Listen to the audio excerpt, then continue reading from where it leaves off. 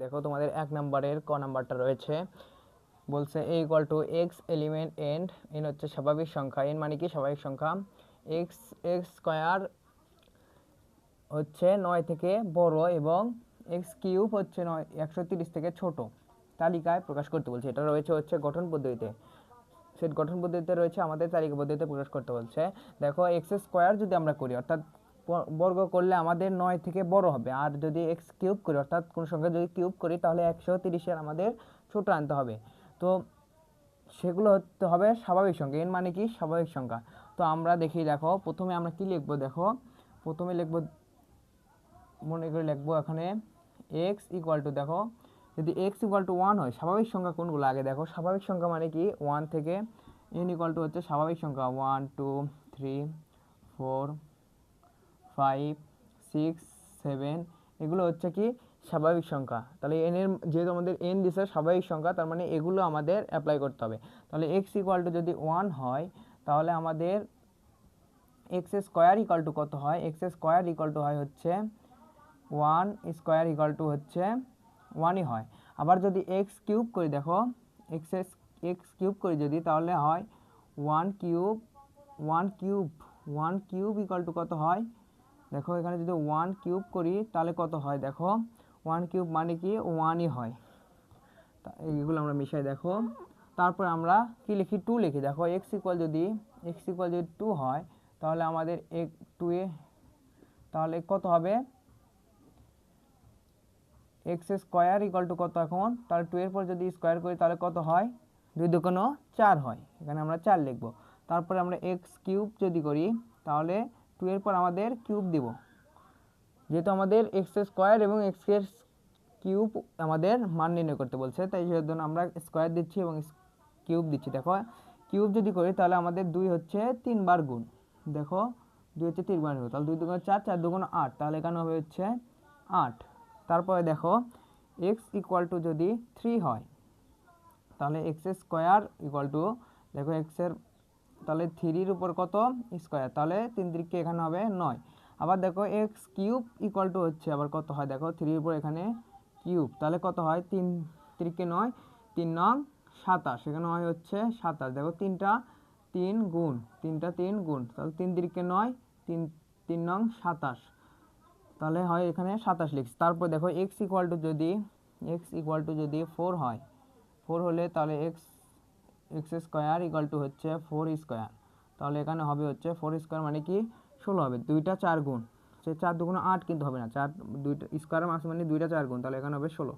তাহলে x cube যদি হয়, আবার এক্স কিউব যদি হয় তাহলে 4-এর পর আবার কিউব দেবো, 4-এর পর কিউব দিলে কত হয়, দেখো 4 4 16 যদি দেই, আবার 16কে আবার 4 দ্বারা গুণ দেবো, অর্থাৎ 4টা 4 গুণ, দেখো 3টা 4 গুণ, যেহেতু কিউব আছে তাহলে 4 4 16 আবার 4 গুণ, তাহলে 4 16 কত হয় 64 হয়, তাহলে এখানে পাই হচ্ছে 64। দেখো এখন যদি আমাদের এক্স এর মান 5 হয়, 5 হলে তাহলে এক্স স্কোয়ারের মান কত হবে, 5-এর উপর হবে স্কোয়ার, তাহলে 5 5 হয় কত 25। দেখো স্কোয়ার আছে মানে কিন্তু 5 দুকানো হবে না, কিন্তু 5 মানে 2টা 5 গুণ স্কোয়ার মানে। তারপরে এক্স কিউব কত হবে, তাহলে 5-এর উপর কিউব দেই, 5-এর উপর কিউব দিলে এখানে পাই হচ্ছে 125 পাই। দেখো 3টা 5 আমাদের গুণ করলে কত হয়, 5 5 25, 5 25 কত হয় 125।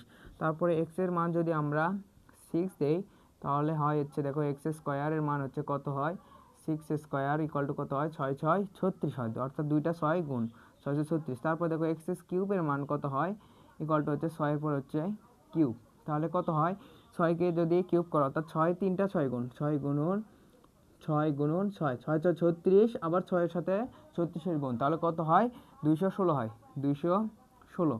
দেখো আমাদের বলছে 130-এর ছোট আনতে হবে, আমাদের 130-এর ছোট কিন্তু এখানে পেয়ে গেছি এই পর্যন্ত। আর কি বলছে 9-এর থেকে বড়, 9-এর থেকে বড় কোনটা, দেখো এই যে এই পর্যন্ত, 9-এর বড় কোন পর্যন্ত, এর থেকে এ পর্যন্ত, তার মানে আমাদের কিন্তু উত্তর পেয়ে গেছে, আর আমরা বেশি দূর যাব না।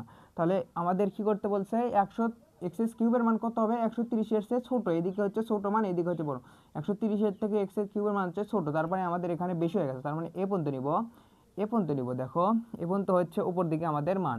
তারপরে বলছে এখানে এক্স স্কোয়ারের মান হচ্ছে 9 থেকে বড়, তাহলে এক্স স্কোয়ারের মান হচ্ছে 9 থেকে বড় কোথায় আছে দেখো, এক্স স্কোয়ারের মান হচ্ছে 9 থেকে বড় এখানে রয়েছে, এই যে এক্স স্কোয়ার, অর্থাৎ এখানে স্কোয়ার করলে হচ্ছে 9-এর বড় হয়, তার মানে এখানে হয় হচ্ছে এ পর্যন্ত। দেখো 9-এর বড় কোড 9 যেহেতু বলেনি, 9 যদি বলতো তাহলে এই লাইনে হতো, যেহেতু আমাদের 9 বলেনি তাহলে এক্স স্কোয়ারের মান এখানে 9 থেকে বড় এই 16 রয়েছে, তার মানে এ পর্যন্ত আমাদের উত্তর।